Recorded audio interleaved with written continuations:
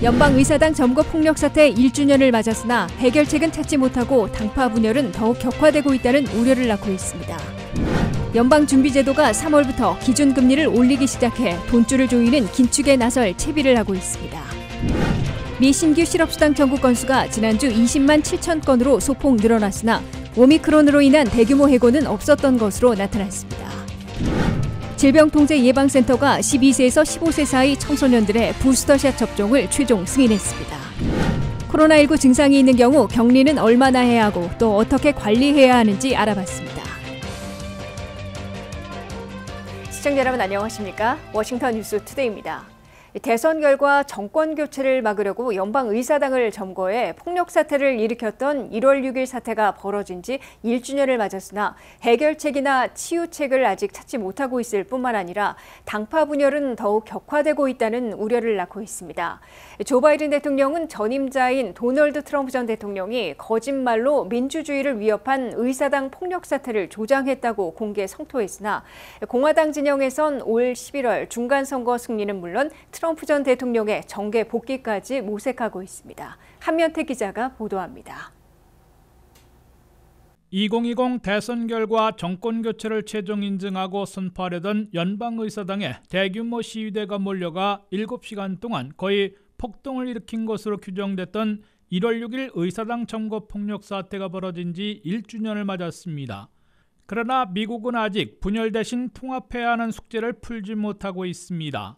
조 바이든 대통령은 연방의사당을 직접 방문해 연설을 통해 민주주의와 헌정 질서가 1년 전 공격받아 최대 위협에 빠졌었다고 상기시키고 전임자인 도널드 트럼프 전 대통령이 대선 결과에 대한 거짓말로 선거 결과를 뒤집게 하고 민주주의를 위협했던 공격자들을 부추겼다고 공개 비판했습니다.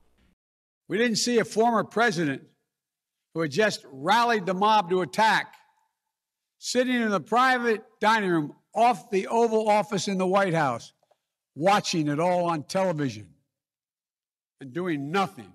1월 6일 의사당 점거 폭력 사태에 대한 연방법무부의 수사에서 지금까지 725명을 체포 기소하고 350여 명을 추가로 추적하고 있다고 연방법무부가 밝혔습니다. FBI가 현재 추가 추적하고 있는 350명 중에 250명은 경찰을 폭행한 혐의를 받고 있습니다. 연방 하원의 1월 6일 특별위원회의 조사에서는 곧 청문회를 개최해 1년 전 의사당 점거폭력 사태와 트럼프 전 대통령의 행동 또는 방조 상황 등을 재현시킬 채비를 하고 있습니다. 연방 하원 1월 6일 특위의 조사에서는 7월에 구성된 후부터 40만 달러의 예산을 들여 증인 350명을 인터뷰했으며 50여 건의 소환장을 발부했고 3만 5천 쪽의 기록을 제출받아 조사하고 있습니다. 트럼프 전 대통령의 핵심 측근들이었던 스티브 배넌 전 수석 전략가에 대해서는 의회 모독 혐의로 형사 고발해놓고 있고 마크 메도스 전 백악관 비서실장에 대해서도 고발 조치를 준비하고 있습니다. 곧 열릴 청문회에 1년 전 당시 트럼프의 요구를 무시하고 바이든 대통령 당선을 선포했던 마이크 펜스 전 부통령을 출석시켜 트럼프 행동이나 방조 여부를 증언토록 추진하고 있습니다. 하지만 워싱턴 정치는 민주공화 양당으로 반분돼 있고 미국이 여전히 진보와 보수로 당파적으로 극심한 분열에서 벗어나지 못하고 있습니다. 게다가 11월 8일에 실시되는 중간선거에서는 공화당이 최소한 하원, 잘하면 상원까지 다수당을 털어낼 가능성이 매우 높아지면서 4월을 건 당파 대립, 벼랑끝 대치가 더욱 격화될 조짐을 보이고 있습니다. 바이든 민주당 진영에서는 트럼프의 정계 복귀를 막는 데 최우선을 두고 있는 것으로 보이지만 트럼프 공화당 진영에서는 올해 중간선거에서 압승을 거둬 연방의회를 장악하며 트럼프 하원의장까지 모색한 후에 2024년 트럼프 전 대통령을 백악관에 복귀시킨다는 시나리오가 널리 퍼지고 있습니다. WKTV 뉴스 한면택입니다. 미 중앙은행인 연방준비제도가 3월부터 기준금리를 올리기 시작하고 더 이른 시기에 더 빨리 돈줄을 바짝 조일 것으로 확실시되고 있습니다. 12월 회의록에 따르면 연준은 물가 잡기에 더 신경 쓰며 3월부터 금리를 올리기 시작해 올 한 해 0.25%포인트씩 3번 모두 0.75%포인트나 금리를 인상하고 8조 7,600억 달러로 불어난 자산 규모도 대폭 축소하는 긴축에 돌입할 것으로 시사했습니다. 수사했습니다. 김지수 기자의 보도입니다. 미국이 2022년 새해 초반부터 더 이른 시기에 더 빠른 속도로 돈줄을 조이는 긴축에 나설 채비를 하고 있습니다.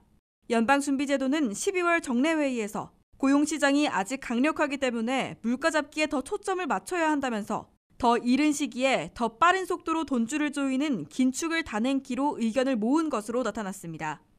공개된 회의록에 따르면 연준은 3월부터 제로금리 시대를 끝내고 기준금리를 올리기 시작할 것으로 월스트리트 저널 등 미 언론들은 해석했습니다.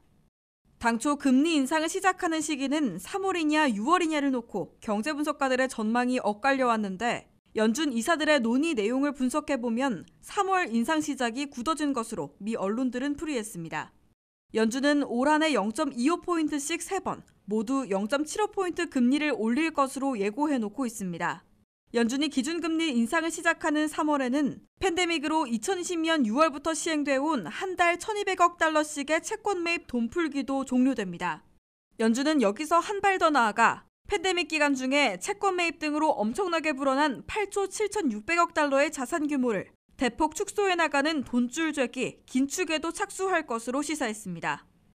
연준이 8조 7,600억 달러로 불어난 운용 자산을 대폭 축소하게 되면 그만큼 시중에 풀렸던 자금을 걷어들이는 긴축 정책에 가속도를 내게 될 것임을 예고하고 있습니다. 연준은 팬데믹 이전에는 통상적으로 9천억 달러의 자산 규모로 금리와 통화 정책을 조정해왔습니다. 미국이 돈풀기에서 돈줄 죄기로 일대 전환한 데 이어 예고보다 더 이른 시일 내에 착수해 더 빠르게 가속도를 낸다는 결정을 내린 것으로 해석되고 있습니다. 돈줄 죄기, 긴축 정책이 3월부터 본격 시작되면 40년 만에 최고치인 6.8%까지 급등한 물가를 진정시키게 될 것으로 예상되고 있습니다. 연준은 올 2분기에 물가를 보다 진정시켜 올 연말에는 2.3%까지 더 냉각시킬 것으로 내다본 바 있습니다. 최소한 3번의 금리 인상으로 미국의 기준금리는 올 연말 0.9%가 될 것으로 연준은 예상해놓고 있습니다. 올해 미국의 실업률은 현재 4.2%에서 연말에는 3.5%까지 더 내려갈 것으로 연준은 예측했습니다. WKTV 뉴스 김지수입니다. 미 전역에서 새로 신청한 신규 실업수당 청구 건수가 새해 첫날 현재 20만 7천 건으로 소폭 늘어났으나 오미크론 확산에 따른 대규모 해고는 없었던 것으로 나타났습니다. 여기에 9월 초 종료된 연방 실업수당 지급이 없어져 실업수당을 받고 있는 실직자들은 20만 명 가까이 감소한 172만 2,400여 명으로 집계됐습니다. 미국의 실업수당이 팬데믹 이전으로 거의 정상화되고 있습니다. 미 전역에서 새로 신청한 신규 실업수당 청구 건수는 2022년 새해 전날 현재 20만 7천 건으로 연방노동부가 발표했습니다. 이는 수정된 전주에 20만 건에서 7천 건 늘어난 것이자 다시 20만 건 이상으로 올라간 것입니다. 다만 20만 7천 건은 팬데믹 직전에 21만 5천 건보다도 적은 수준이어서 정상으로 되돌아갔음을 보여주고 있습니다. 특히 오미크론의 확산으로 감염자들이 기록적으로 급증하고 있으나 대규모 해고 사태는 아직 벌어지지 않고 있는 것으로 해석되고 있습니다. 버지니아는 700여 건 늘어났으나 전체 1,950건에 불과했고 메릴랜드는 460건 증가했지만 3,600여 건으로 비교적 양호한 수준으로 나타났습니다. 반면 캘리포니아는 5만 1,000여 건으로 2,100건 늘어났고 뉴욕은 2만 6,600건으로 8,900건이나 급증했습니다. 미시건은 19,800건으로 4,600건 증가했으며 펜실베니아는 18,000여 건으로 6,800건 늘어났습니다. 오미크론의 타격 입은 지역에서 신규 실업수당 청구 건수가 급증해 반영될 가능성은 아직 남아있는 것으로 우려되고 있습니다. 실업수당을 받고 있는 실직자들은 9월 초에 종료된 연방 실업수당 지급이 완전 끝났기 때문인 듯 통계에서 빠져 팬데믹 이전으로 되돌아간 것으로 나타났습니다. 2주 늦게 집계되고 있는 실업수당을 받고 있는 실직자들은 12월 18일 현재 172만 2,400여 명으로 전주보다 19만 9,900여 명 줄어들었습니다. 그중에 거의 대부분은 주별 고용보험으로 지급하고 있는 레귤러 실업수당으로 164만 4,500명으로 집계돼 전주보다 18만 9천 명 감소했습니다. 자영업자와 임시직에게 지급해온 연방실업수당 PUA와 장기실직자들에게 제공해온 PEUC는 이번 주 실업수당 통계에서 제외돼 9월 6일 노동절에 종료됐던 연방실업수당의 지급이 끝난 것으로 해석되고 있습니다. 오늘부터 12세에서 15세 사이 청소년들의 부스터샷 접종이 시작됩니다. CDC 자문위원회가 FDA 승인이 나온 지 3일 만에 최종 승인한 건데요. 2차와 부스터샷의 접종 간격도 6개월에서 5개월로 한 달 단축됐습니다. 지난해 5월부터 12세에서 15세 사이에 백신 접종이 시작된 만큼 해당 대상도 상당할 것으로 보입니다. 박남주 기자의 보도입니다. 질병통제예방센터 CDC가 12세에서 15세 사이 청소년 부스터샷 접종을 최종 승인했습니다. 오늘부터 12세 이상이면 부스터샷을 맞을 수 있게 된 겁니다. 2차 접종과 부스터샷의 접종 간격도 기존 6개월에서 5개월로 한 달 단축됐습니다. 이번 조치는 월요일 FDA가 해당 연령의 부스터샷 접종을 승인한 지 3일 만에 나온 겁니다. 현재 18세 미만에게 허가된 백신은 화이자가 유일해 부스터샷도 화이자만 맞을 수 있습니다. 최근 오미크론 변이가 확산하면서 백신 접종률이 낮은 어린이들의 감염이 늘고 있습니다. 미국에서는 12세에서 18세 사이의 청소년 가운데 절반가량만 백신 접종을 마쳤습니다. 지난해 5월부터 해당 연령 아동들이 백신 접종을 시작한 만큼 부스터샷 접종 대상도 상당할 것으로 보입니다. 미국에서는 지난 4주간 어린이 입원 환자가 50% 이상 늘었는데 성인의 입원율 29%보다 변동폭이 큽니다. 보건 전문가들은 오미크론 변이의 강한 전염력에 면역력이 약한 어린이가 타겟이 된 것으로 분석하고 있습니다. 이런 가운데 미 전체 신규 확진자 수도 일주일 만에 98% 증가했습니다. 1월 5일 어제 기준 신규 확진자 수는 70만 4천여 명, 7일 평균 확진자 수도 58만 4천여 명입니다. 코로나19로 인한 입원율도 63% 급증했습니다. 사망률도 5% 늘었습니다. 매일 1,200명이 코로나로 목숨을 잃고 있는 셈인데 대부분 미접종자들입니다. 상황이 이렇다 보니 미국의 주요 행사도 줄줄이 연기되거나 취소되고 있습니다. 그래미 시상식도 무기한 연기됐습니다. 원래대로라면 오는 31일 개최될 예정이었으나 코로나로 2년 연속 연기됐습니다. WKTV 뉴스 박남주입니다. 오미크론 변이가 급속히 확산되면서 주변에 코로나에 걸렸다는 사람들이 속출하고 있습니다. 증상이 있는 사람들이 한꺼번에 몰리면서 전문 검사를 받기가 쉽지 않고 가정용 자가진단기도 동난 상태인데요. 코로나19 증상이 있는 경우 격리는 얼마나 해야 하고 또 어떻게 관리해야 하는지 박남주 기자가 알려드립니다. 오미크론 변이로 인한 감염자들이 하루 100만 명까지 넘어서며 주변에서도 이제 코로나에 걸렸다는 사람들이 넘쳐납니다. 그럼 코로나19에 걸렸을 경우 어떻게 해야 할까요? 일단 개인이 코로나 양성 판정을 받아도 지역 보건당국에 보고할 의무는 없습니다.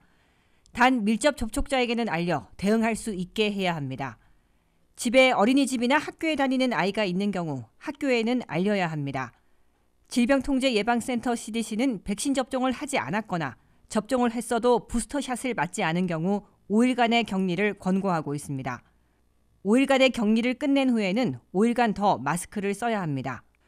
부스터샷을 맞았거나 1, 2차 접종은 했으나 부스터샷 접종 대상이 아닌 사람은 격리를 하지 않아도 됩니다. 대신 열흘간 마스크를 착용하고 밀접 접촉자에게 알려야 합니다. 일부에서는 코로나 바이러스 잠복기가 2일에서 14일인데 그에 비해 격리 기간이 너무 짧다는 우려도 나오고 있습니다. 최근 노동력이 부족한 상황에서 직원들의 격리 기간이 길다며 어려움을 호소하는 기업체들이 많아 의견이 반영된 것으로 보입니다. CDC는 격리 해제 전 음성 검사를 안내하고는 있지만 강제하진 못하고 있습니다. 그것도 그럴 것이 미국에서 하루 검사할 수 있는 건수는 75만 건 정도로 알려져 있는데 확진자가 하루 100만 명에 육박하고 있는 상황에서 검사 능력에 한계가 있기 때문입니다. 가정용 자가진단기까지 구하기 힘든 상황에서 정부 차원에서 음성 검사를 요구했다가는 반발을 살 수 있습니다. CDC는 대부분의 코로나19 환자는 전문적인 의료도움 없이 집에서 회복할 수 있다며 물을 많이 마시고 필요한 경우 아세트아미노펜 계열의 진통제를 복용하라 안내하고 있습니다. 단 갑작스럽게 증상이 악화됐을 때를 대비해 의료기관의 연락처를 미리 알아두고 병원에 갈 경우 버스나 택시 같은 대중교통은 피해야 한다 강조합니다. 다른 가족이나 애완동물이 같이 살 경우에는 개인 방에만 머물러야 하고 불가피하게 접촉해야 할 경우 반드시 마스크를 써야 합니다. WKTV 뉴스 박남주입니다.